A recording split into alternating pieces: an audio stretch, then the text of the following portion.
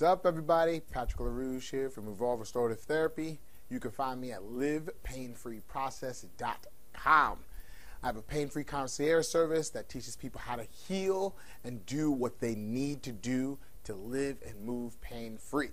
We are concluding our neck series. And the neck series has been a long journey, but now you understand that it's more than just chronic neck pain that flares up because you lay in a pillow. There's a lot to it. There's the first rib issue that I talked about. There's a serratus posterior that doesn't allow your rib cage to move issue. There's your scalenes. There's your SEM. There's all sorts of back tightness. So on this video, I want to walk you through why and how to alleviate that first rib issue. But I will tell you this, it's all geared in this video is to get you to do more with yourself in the self-care world of foam rolling, trigger point, and stretching. You need all three to get better.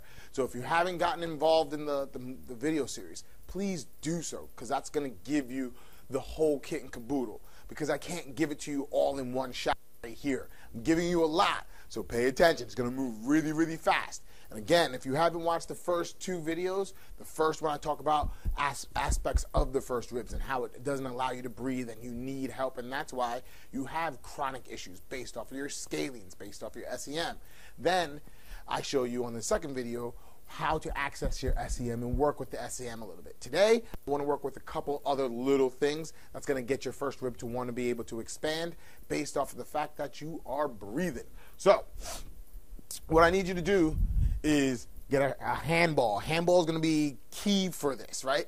Because the handball is going to hit aspects of the trigger point world, which is getting the contractile tissue to unlock itself and open.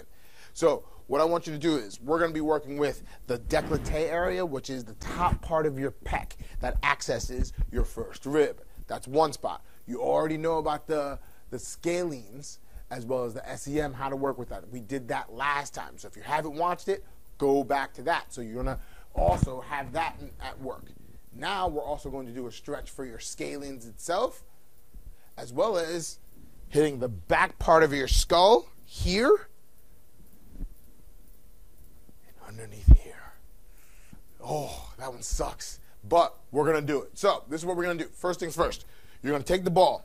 We're going to start opening up how your pec actually works. Hopefully the mic is not all jacked up, but how your pec works is you're going to take the ball, you're going to give yourself a little bit of a hug. So I'm cupping the ball like this, putting my hand around it like so, and just dropping it on my chest. Hopefully I didn't mess up the mic again. And all I'm doing now is just pushing into my comfort level.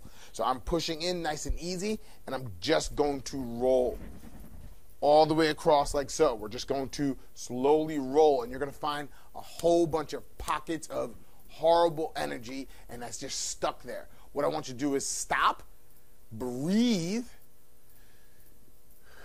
and let it out. You're now training your body to contract, open, and close. Contract, open, and close. That's a world of trigger point work. Now remember, if you didn't get involved in the trigger point series, get involved, because this is only one small pocket of areas that you have to hit. There's all things in the back part of the back that you have to work with, your serratus that you have to work with, and so on and so forth. That's number one, your pec, getting your pec to open so you can breathe. Number two, you already know the SEM. You're going to go through those, hit those points already. Then, number two, you're going to put your ball away. You're going to grab your clavicle, which is the bone that runs all the way across here. You're going to pull down on the skin, so it's almost like you're touching your clavicle.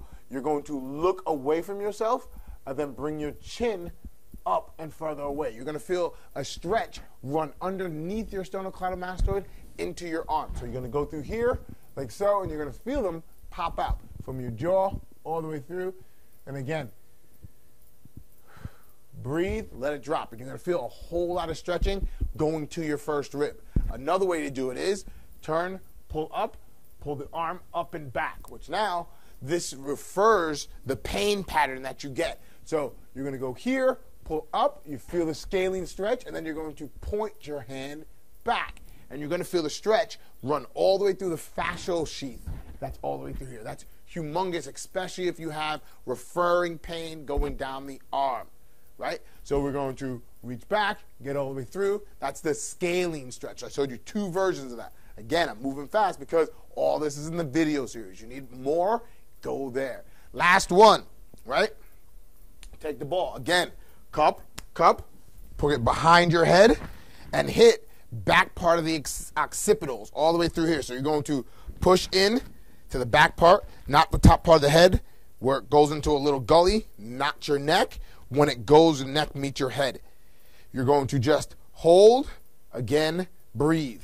Now, this is a fun one because I'm putting this one in here is because a lot of people stay in this world here. They never allow their head to readjust itself. So if you're cocking your head back all the time, you're going to do a forward head posture, which is just going to collapse the whole system in here, and you're not going to be able to breathe.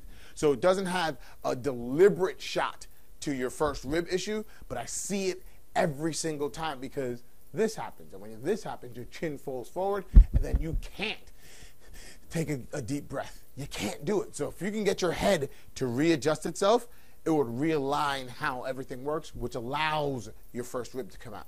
So those are three. Well, we have one more, the hard one.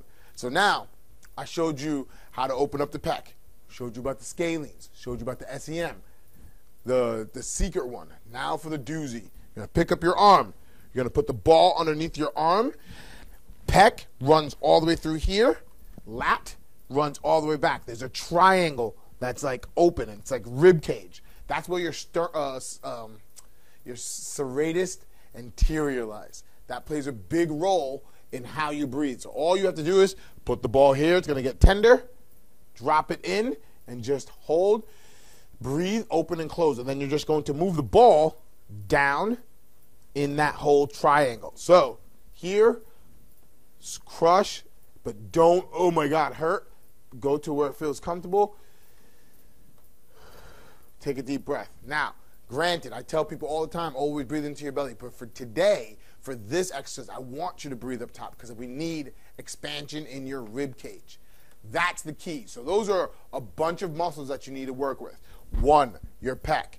2, sternocleidomastoid. 3, scalenes. You have 2 versions of it. Scalenes in 2 ways. Suboccipitals, serratus anterior. Those are the muscles I want you to start really working with religiously, working more and more. And you're going to realize your neck is going to start feeling and moving so much better. So this is what I want you to do.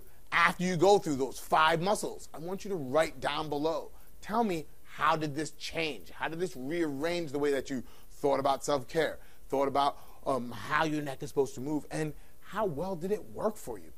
So we can start troubleshooting because there's always issues. There's always things going on. Until the next one, guys, peace.